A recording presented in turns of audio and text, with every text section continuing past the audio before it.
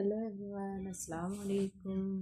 تو کیسے ہیں آپ سب؟ امید کرتی ہوں آپ سب بہت اچھے ہوں گے۔ میں بھی بہت اچھی ہوں، اپنے گھر، اپنے بچوں، اپنے شوہر کے ساتھ میں بھی بہت اچھی ہوں۔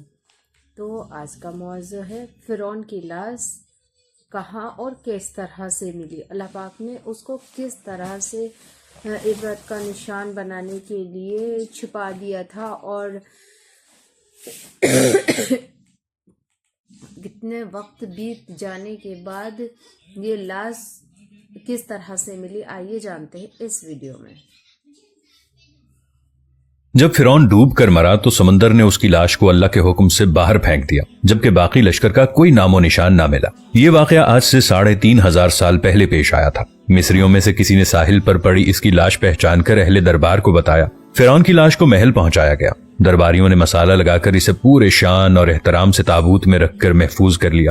حنوط کرنے کے عمل کے دوران ایک غلطی ہو گئی۔ فرعون جس سمندر میں ڈوب کر مرا تھا تو مرنے کے بعد کچھ عرصے تک پانی میں رہنے کی وجہ سے اس کے جسم پر سمندری نمکیات کی ایک تہ جمی رہ گئی تھی۔ مصریوں نے اس کی لاش میں نمکیات کی وہ تہ اسی طرح رہنے دی اور اسے اسی طرح حنوط کر دیا۔ وقت گزرتا گیا، زمین اور آسمان نے بہت سے انقلاب دیکھے جن کی گرد کے نیچے سب کچھ چھپ گئے، یہاں تک کہ فرعون کی حنوط شدہ لاش بھی زمین کی تہوں میں چھپ گئی۔ ان کے نام صرف کتابوں، ان کی تعمیرات اور لوگوں کے ذہنوں میں رہ گئے۔ اس واقعے کے 2000 سال بعد اس دنیا میں اللہ کے آخری نبی حضرت محمد مصطفیٰ صلی اللہ تعالی علیہ وآلہ وسلم تشریف لائے۔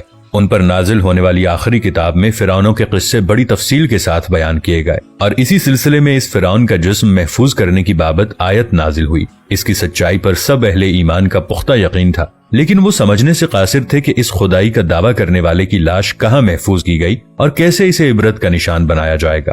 1871 میں مصر کے الغورنیہ سے تعلق رکھنے والے غریب اور معمولی چور احمد عبد الرسول کو فرعون کی حنوط شدہ لاشوں کی طرف جانے والے خفیہ راستے تک رسائی مل گئی۔ احمد عبد الرسول نوادرات چوری کر کے بیچا کرتا تھا۔ ایک دن وہ دریائے نیل کے کنارے کے قریب تبیسا کے مقام پر اسی سلسلے میں پھر رہا تھا جب اسے ایک خفیہ راستے کا پتہ چلا۔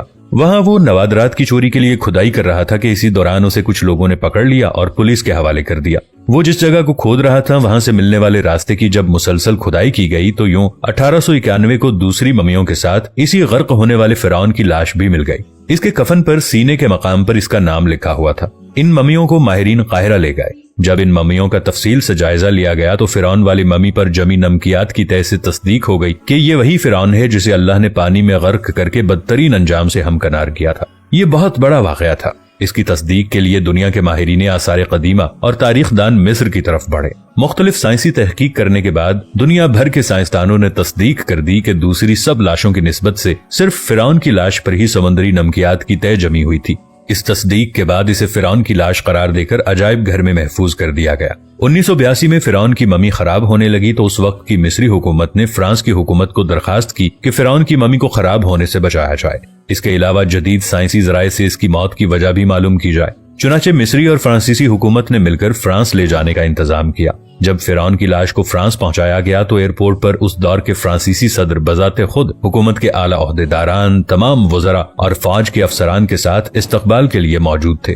فرعون کی لاش کا استقبال کسی عظیم زندہ بادشاہ کی طرح کیا گیا۔ فوجی دستوں نے سلامی دی۔ فرعون کی ممی کو ماہر ڈاکٹروں کی ٹیم کے حوالے کیا گیا۔ اس ٹیم کی سربراہی ڈاکٹر مورس بوکابے کر رہے تھے۔ مائکروسکوپ ٹیسٹوں کے ذریعے ممی کے تمام اجزاء کا باریک بینی سے جائزہ لیا گیا تو معلوم ہوا کہ اس کی لاش پہ سمندری ذرائع ابھی تک موجود ہیں، اور موت کی وجہ بھی پانی میں ڈوبنا بتایا جاتا ہے۔ ایک بادشاہ کی موت پانی میں ڈوبنے کی وجہ سے ہو، یہ ڈاکٹر مورس کے لیے حیرت کی بات تھی۔ اس نے اس ممی کے بارے میں مزید جاننے کی کوشش کی تو اسے معلوم ہوا کہ اس بادشاہ کی موت کے حالات مسلمانوں کے نبی حضرت محمد صلی اللہ علیہ وسلم پر اتری کتاب قرآن مجید میں تفصیل سے درج ہیں۔ اسے علم تھا کہ جہاں سے اسے یہ لاش ملی ہے وہ اسلامی ملک ہے، چنانچہ تجسس کے ہاتھوں مجبور ہو کر وہ مصر پہنچا۔